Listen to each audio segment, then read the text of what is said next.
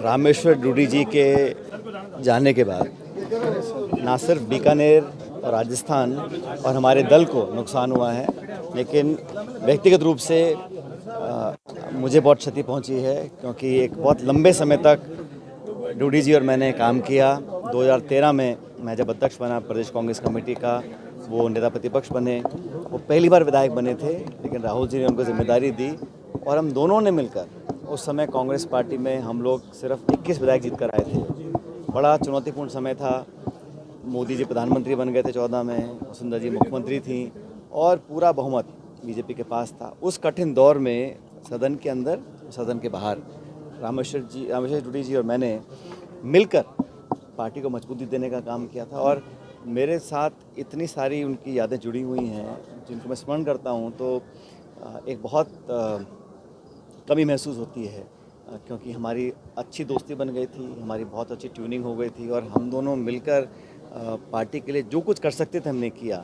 और डूडी जी ने हमेशा किसानों की बात करी, मजबूती से करी, और वो सांसद रहे, विधायक रहे, नेता प्रतिपक्ष रहे। और मुझे लगता है कि उन्होंने एक अलग तरह की राजनीति करी, नौजवानों की बात हमेशा मजबूती से रखी। तो उनके जाने से बहुत दुख बहुत से कांग्रेसजनों को है और पूरे संभाग के इलाके के लोगों को है, लेकिन मुझे व्यक्तिगत रूप से, क्योंकि मैंने बहुत नज़दीकी से उनको देखा और हमने साथ मिलकर काम किया। और मैं फिर कह रहा हूँ, जब समय अच्छा होता है, सब कुछ अनुकूल होता है, तब काम करने का अलग एक तरीका होता है, लेकिन जब चुनौती होती है, कठिनाइयाँ होती हैं, बहुत कुछ समझना झेलना पड़ता है, उस समय डूडी जी और मैंने जो मिलकर काम किया वो यादें हमेशा मेरे साथ रहे। सदन से सड़क तक आपने साथ संघर्ष किया, कोई ऐसा वाकया, कोई ऐसी चीज जो याद करना चाहें? सर, वो जब जावे रहे थे, डूडी जी जब भाषण देते थे तो अक्सर कोई ना कोई चुटकुला सुनाते थे और वो ठेठ मारवाड़ी में जो चुटकुले सुनाते थे और उनको मज़ा आता था। तो और हमेशा देखा उनको मैंने कि वो मुस्कुराने की उनकी आदत थी। मैं कहता था कभी कभी डूडी साहब से, मैंने कहा भाई मेरे में कमी है, मैं कम मुस्कुराता हूँ और आप ज़्यादा मुस्कुराते हो। तो उन्होंने कहा हम दोनों बैलेंस हो जाते हैं। लेकिन मुझे जब वो चुनाव इस बार नहीं जीत पाए थे 18 में, और उसके बावजूद भी उन्होंने हमेशा पार्टी के लिए काम करते रहे और हर स्तर पर मजबूती दी। ऐसे बहुत सारे वाक़ये हैं जो मेरे साथ मुझे याद हैं, लेकिन उनके जाने से बहुत कम उम्र में वो हमारे बीच नहीं रहे, तो उसका मुझे दुख है। मैं उम्मीद करता हूं कि आने वाले वक्त में हम सभी लोग मिलकर उस सपने को साकार करेंगे जो उन्होंने देखा था, ना सिर्फ बीकानेर के लिए लेकिन पूरे राजस्थान के लिए। जब जा रहे थे, अब लास्ट जब वो पार्टी का काम करने के लिए ही घर से निकल रहे थे, उसी वक्त बेहोश हुए, कोमा में गए। 2 साल तक वो इस तरह की कंडीशन में रहे। अब उनका परिवार आगे, कांग्रेस उनको किस तरह से लेती है, किसानों की आवाज़ को कांग्रेस में आप किस तरह से अब देखेंगे कि रामेश्वर डूडी की कमी ना करे? रामेश्वर जी की धर्मपत्नी जी हमारी विधायक है, हमारे साथ जनता ने उनको चुनकर भेजा है और मुझे लगता है कि सिर्फ बात व्यक्ति की नहीं, बात एक विचार की है।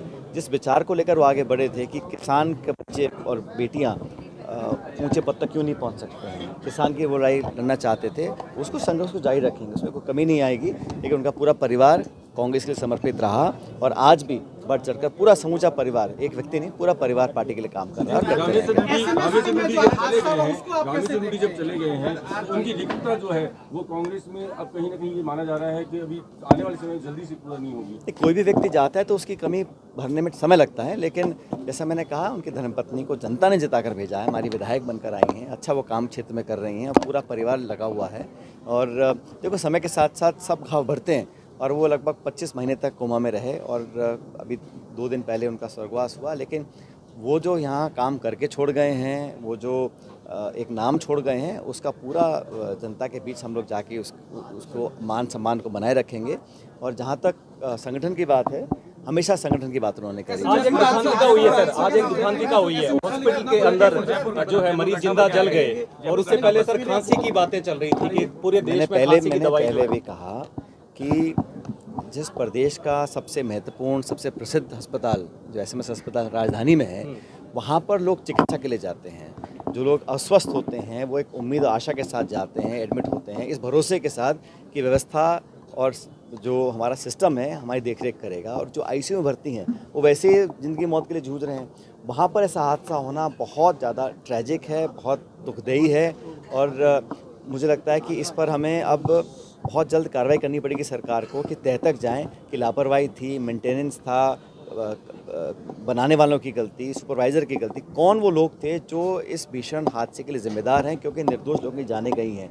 कभी दवाई पीकर बच्चे मर रहे हैं, कभी आईसीयू में आग लग रही है। और जो मुझे, हालांकि जांच पूरी नहीं हुई, लेकिन सुबह सुबह जो लोगों ने मुझे बताया कि जो परिजन के, जो पेशेंट्स के परिजन थे, उन्होंने रात को लोगों को सचेत करने की कोशिश करी कि कुछ गड़बड़ दिख रही है, लेकिन बावजूद उसकी कार्रवाई नहीं करी।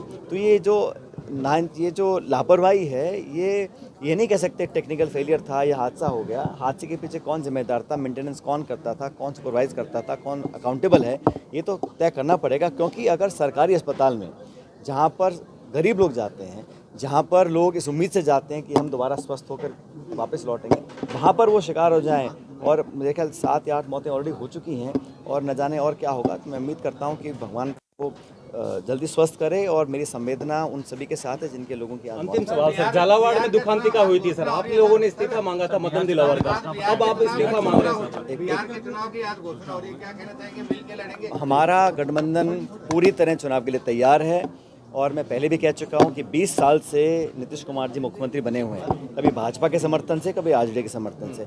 अब बदलाव की आहट गांव-गांव पहुंच चुकी है। बिहार के लोग बदलाव चाहते हैं, और बेहतर विकल्प देने की स्थिति में हम लोग हैं, जो महागठबंधन हमारा है, गठबंधन आरजेडी, कांग्रेस, सीपीआई वगैरह, हम लोग मिलकर बिहार को एक नई दिशा देना चाहते हैं। मुझे लगता है कि वहाँ इंजन डबल लगे हुए हैं पटना दिल्ली में, लेकिन वहाँ जनता को लाभ नहीं मिल पा रहा है। तो वहाँ हर वर्ग परेशान है। राहुल गांधी जी ने यात्रा निकाली अभी वहाँ पर, वोट अधिकार यात्रा, वहाँ पर जो जनसमूह उनको देखने के, सुनने के लिए आया, इस विश्वास के साथ लोग आए कि बदलाव होगा और हम अच्छे बहुमत के साथ वहाँ सरकार बनाएंगे। 13 के चुनाव के बाद जब हम लोग विपक्ष में आ गए थे, उस समय हमारा संख्या बल बहुत कम था, और मात्र 21 विधायक हम जीत के आए थे कांग्रेस पार्टी के।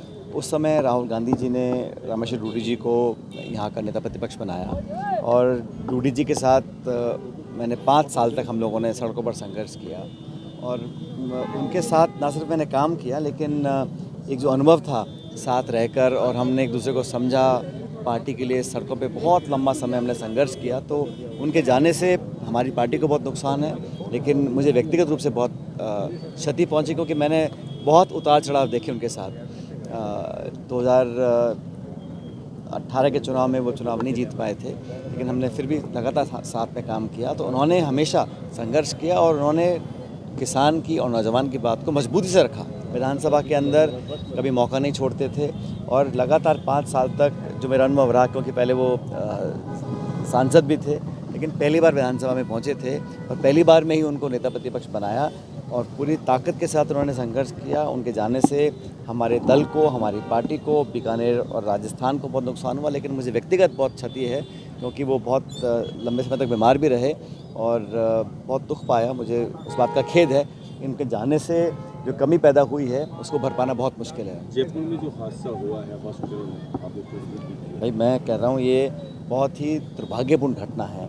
लोग अस्पताल में जाते हैं उपचार कराने के लिए, ठीक होने के लिए, उस आईसीयू में जहाँ वैसे ही पेशेंट ज़िंदगी मौत के लिए लड़ रहा है, और इस उम्मीद के साथ जाते हैं, इस विश्वास के साथ जाते हैं कि यहाँ पे हम स्वस्थ होकर निकलेंगे।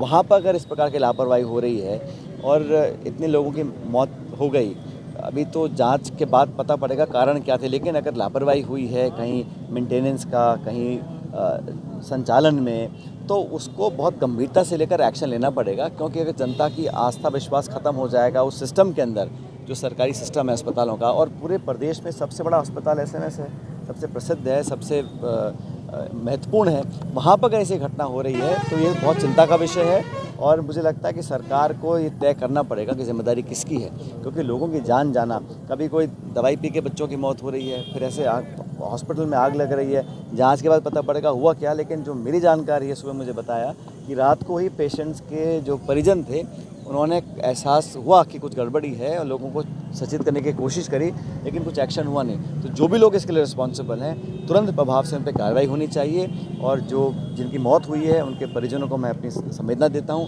उम्मीद करता हूं कि इस घटना को दोबारा हम रिपीट नहीं होने देंगे। रिफॉर्म्स के लेके जिन पॉइंट जाने जाते हैं, कांग्रेस में संगठन सृजन अभियान जो रिफॉर्म्स हुआ है, उसको लेकर क्या कहेंगे? ये तो राहुल गांधी जी की सोच है, खड़गे जी की सोच है कि हम लोग जिले स्तर पर सबसे चर्चा करने के बाद एक ऐसे व्यक्ति को मौका दें जो एक नई भूमिका में आगे आएगा। जिला अध्यक्षों का रोल पहले भी था, लेकिन अब और महत्वपूर्ण होगा। और 2025 का जो वर्ष है वो पूरा वर्ष हम लोगों ने संगठन को समर्पित किया है, और जो सोच राहुल जी ने रखी है, जिस वोट चोरी को पकड़ा है, धरातल पर कांग्रेस कार्यकर्ताओं को मजबूत करने का जो सपना वो देख रहे हैं, उसको पूरा करने के लिए पूरे प्रदेश और देश का कार्यकर्ता एकजुटता से काम कर रहा है। राजस्थान में जो अलग अलग जिलों में पर्यवेक्षक आए हैं वो मीटिंग्स कर रहे हैं और खुलेआम कर रहे हैं। बाहर की पार्टियों में तो बंद कमरों में है, हमारे यहाँ खुले में हम चौपाल लगा के बैठेंगे, कार्यकर्ता की बात को सुनेंगे और आम राय से जो नाम चुना जाएगा उसको जिम्मेदारी दी जाएगी। एक सवाल जिसका चाहूँगा, जिसका जवाब सचिन पायलट का नाम प्रदेश अध्यक्ष के लिए चल रहा है। हम लोग मिलकर काम कर रहे हैं पार्टी को मजबूत करने के लिए।